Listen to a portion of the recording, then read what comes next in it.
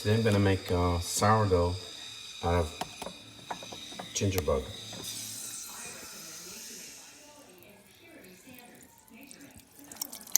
So I'm gonna use 3/4 cup of ginger bug and 3/4 cup of high protein whole wheat. This is a pretty good brand. I usually grind my own grains and to make my own flour, but during this pandemic stuff, I was out of grains, so I'm using this whole wheat to make my levain.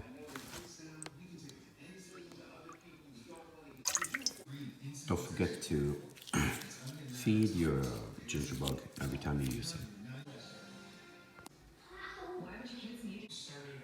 And same amount of sugar.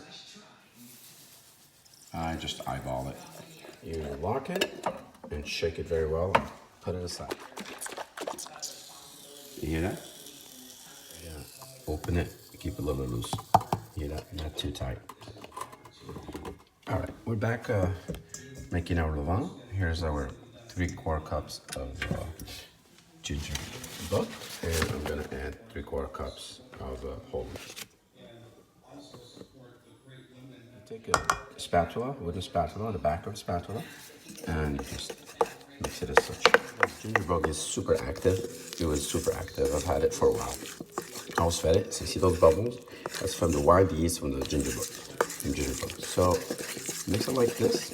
It's 70 degrees here in my house, so I'm gonna take this outside by the pool. And it's very, very hot, humid here in South Florida. These are my kids' coconuts. So I'm gonna leave it here for a couple hours, and then I'll start making my sourdough.